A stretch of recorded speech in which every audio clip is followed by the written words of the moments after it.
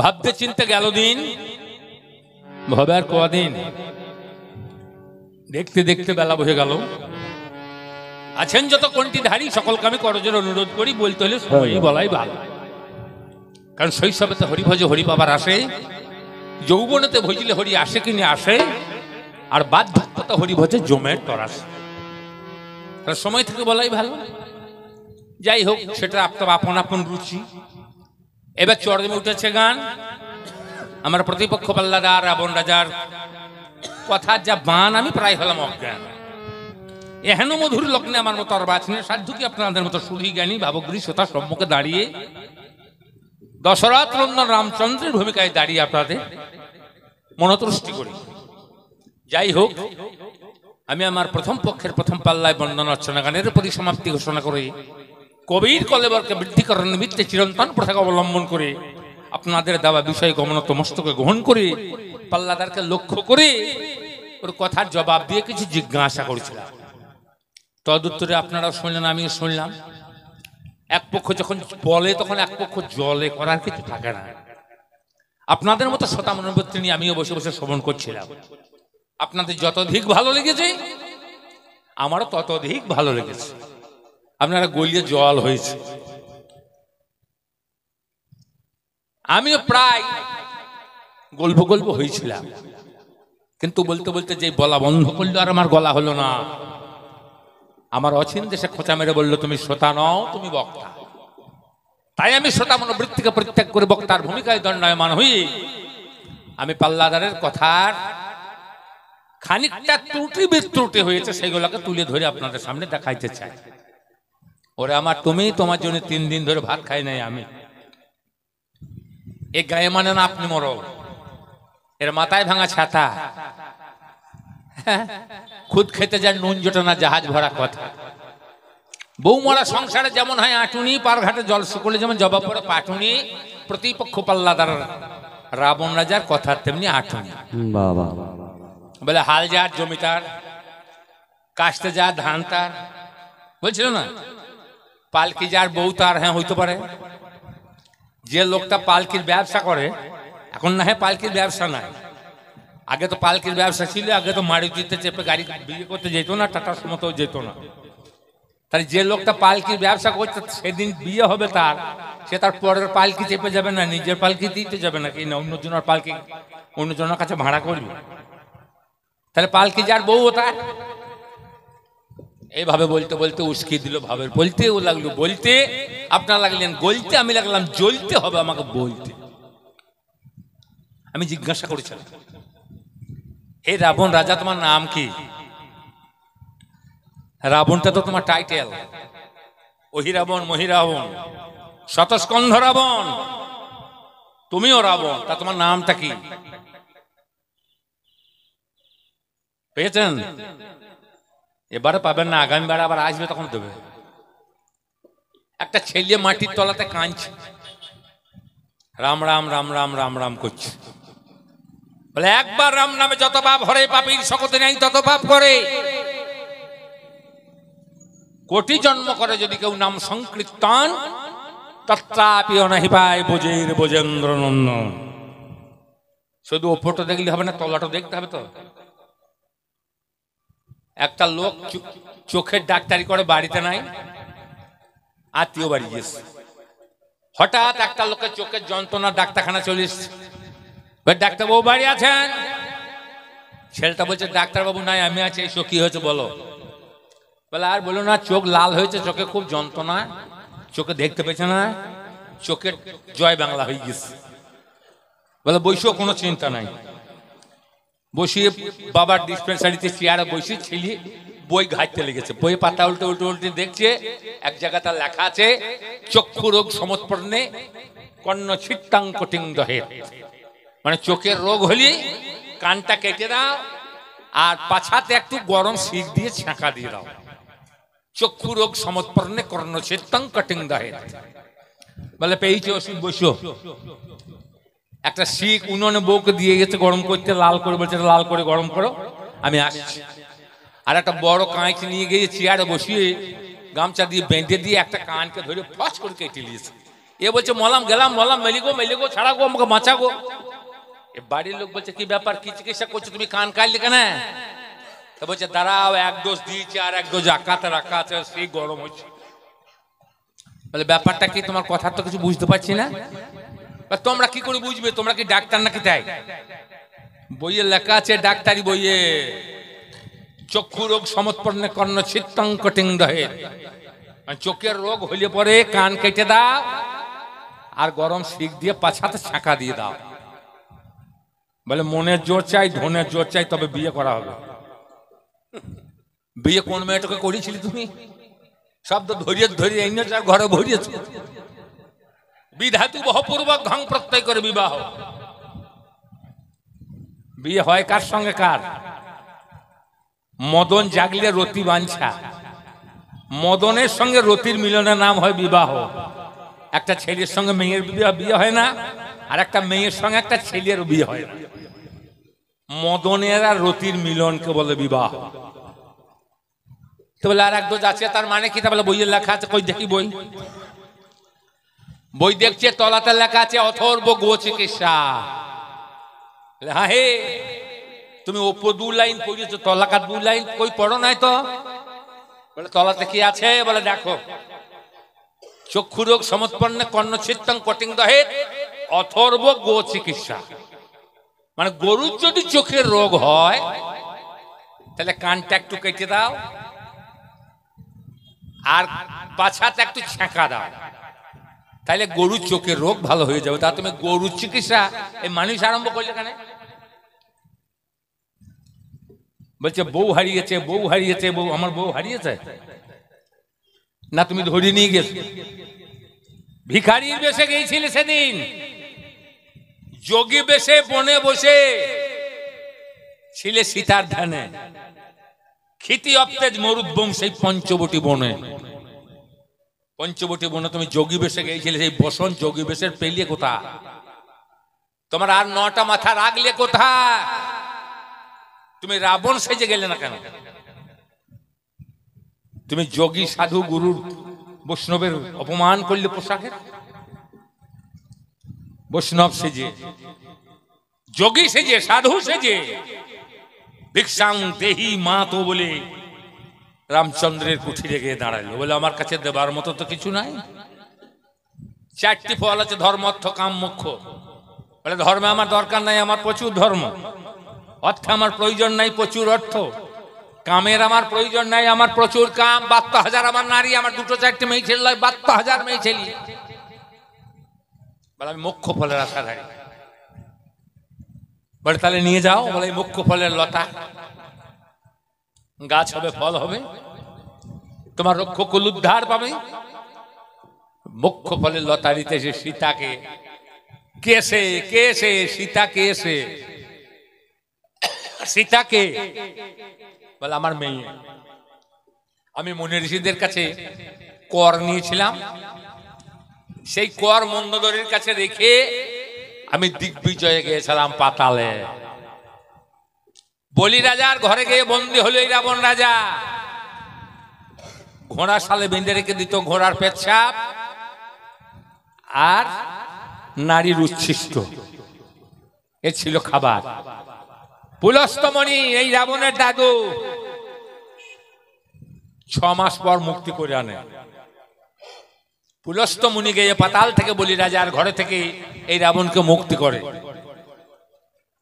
রাবণ ছিল বন্দী হই ওই পাতালপুরে। পুলস্ত এনে রাবণকে যখন দিল, রাবণ বলছে আমি দিগ্বিজয়ী, আমি জয় করেছি সব।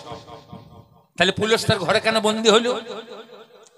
বালি লেজে বেঁধে ডুবিয়ে পেট ফাঁপিয়ে দিল। আজও পর্যন্ত রাবণের গলায় দাগ মিলল না। তুমি সেদিন বালির লেজে বাঁধা পড়লে কেন? কার্তবীর্য অর্জুন তোমাকে সেদিন আটকে দিল 10টা হাত বার করে। সেদিন তুমি পরাস্ত হলে কার্তবীর্য অর্জুনের কাছে। পরশুরামের কাছে তুমি হয়েছিলে পরাজয়। তুমি 4 জায়গাতে পরাজিত। তুমি সব জায়গা জয় হইতে পারো নাই, ত্রিভুবনকে তুমি জয় করতে পারো নাই। হে রাবণ রাজা, তুমি প্রজাদের দাও না সাজা, তুমি নিজে চোর। একবার চুরি করে যদি লক্ষ্মী পাই, সে চুরি করাতে কোনো দোষ নাই। বলে চুরি করে আমি লক্ষ্মী পেয়েছি, তাহলে লক্ষ্মী চুরি করাতে পাপ নাই।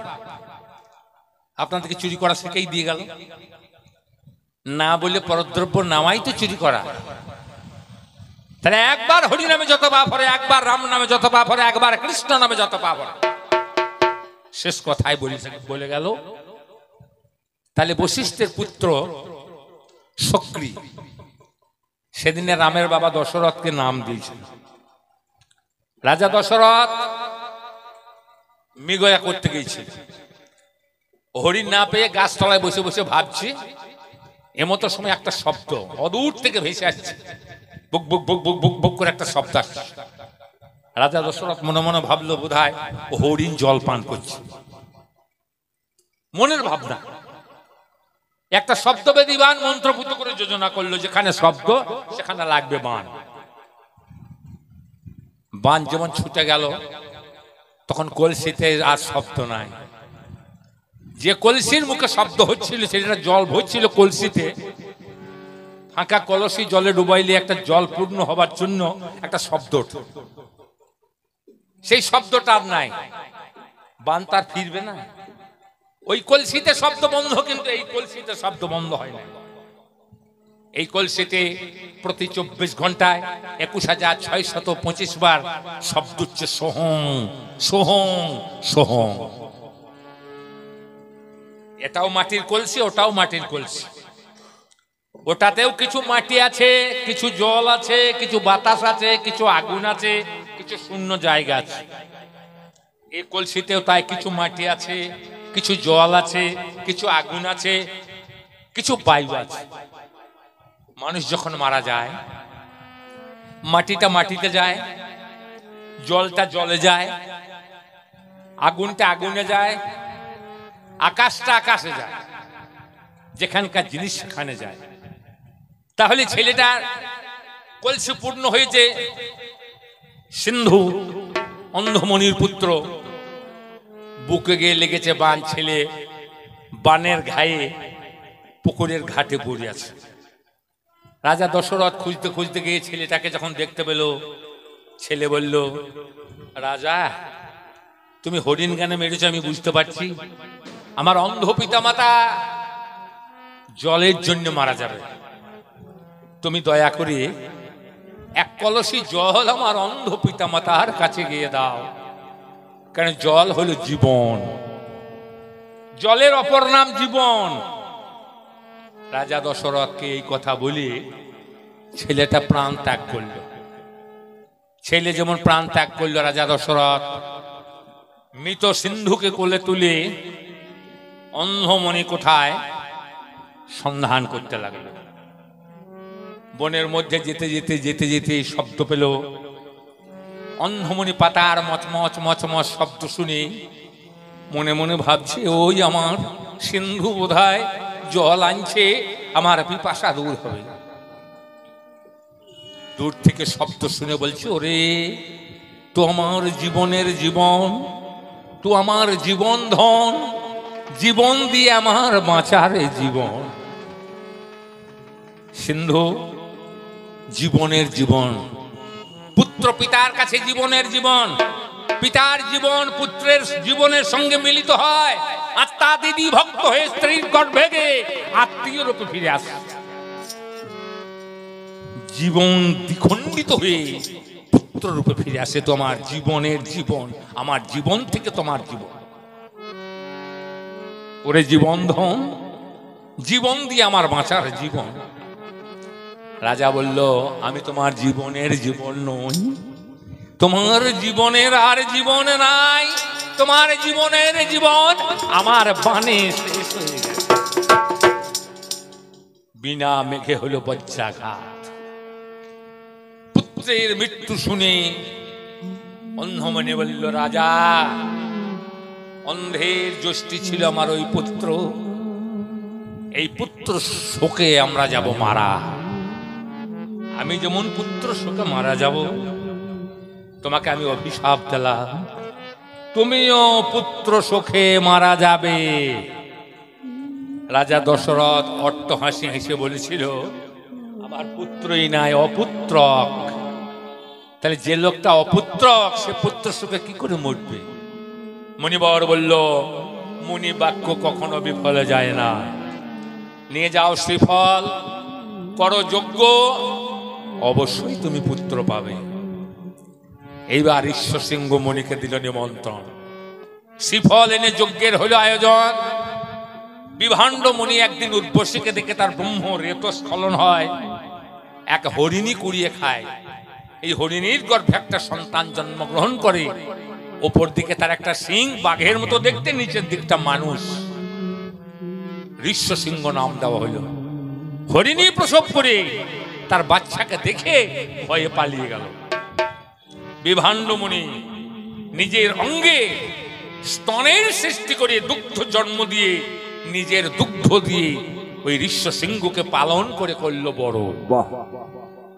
ঋষ্য সিংহ বড় হয়ে শান্তা নামে এক কন্যা, দশরথের পালিত কন্যাকে গ্রহণ করল। বিভাণ্ড মুনি সংসার করে নাই, শান্তা পেল উপহার। এই শান্তা কে পেয়ে ঋষ্য সিংহ করল রাজা দশরথের যোগ্য। সম্পর্ক হচ্ছে জামাই।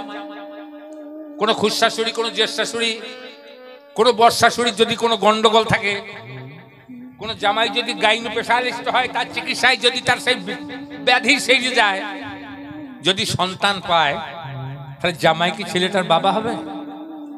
মা দুর্গার বরে যদি কেউ সন্তান পায়, মা কালীর কাছে আশীর্বাদ করে যদি কেউ সন্তান পায়, তাহলে মা কালী কি মা দুর্গা ছেলেটার বাবা হবে? না, যার জমি সে হবে। ক্ষেত্র যার, শস্য তার, জমি যার, ফসল তার। তাহলে জমি কার? দশরথের। সন্তান কার? দশরথের। কৌশল্যা, কৈকেয়ী এবং সুমিত্রা তিন রানীর গর্ভে জন্ম নিল চার সন্তান, রাম, লক্ষ্মণ, ভরত আর শত্রুঘ্ন। বলে একে চার, চার এক। একটা ভগবান, একটা ঠাকুর, আর দুটো হইল কুকুর। সমান হইল না কেন? খুব সুন্দর কথা, খুব জানার কথা। রাবণ রাজা ভাবে করলো জোড়া গাথা। শৈল্য মহতি শ্রোতা, আমিও শুনেছি কানে। কেন চারটে সমান হইল না? একজন ভগবান, একজন ঠাকুর হইল। কে ভগবান? রামচন্দ্র। যার মধ্যে সরৈশ্বর্য বর্তমান, তিনি হইলেন ভগবান। আর যার সরৈশ্বর্য নাই, সে তো ভগবান হইতে পারে না। ঐশ্বর্য, বীর্যৈশ্বর্য, স্ত্রী, জ্ঞান, বৈরাগ্য যার মধ্যে আছে, এই সরৈশ্বর্য, সেই তো ভগবান। সরৈশ্বর্য যার মাঝে বর্তমান, তিনি হয়েছেন ভগবান। আর ঠগকে যে ঠগাইতে পারে, তিনি হন ঠাকুর। যে ঠগকে ঠগাইতে পারে না, সে ঠাকুর হইতে পারে না। তার লক্ষণ ঠগকে ঠগিয়ে ঠাকুর হয়েছে। আর সরৈশ্বর্য যার মাঝে আছে, তিনি হয়েছেন ভগবান। আর এদের মধ্যে কোনো গুণ নাই। কেন? দেহ একটা, একটা দেহতে চারটে বস্তু ভরা আছে। মন, বুদ্ধি, অহংকার, আনন্দ। মন, বুদ্ধি, অহংকার, আনন্দ একটা দেহতেই আছে। একটা দেহতে আছে মন, এই দেহতে আছে বুদ্ধি, এই দেহতে আছে আনন্দ, এই দেহতে আছে অহংকার। এবার আনন্দকে, আনন্দ হইল রাম। রাম যে রমণের কর্তা। রয়ে রস, ময়ে মন্থন, মধ্যে নয় আনন্দ।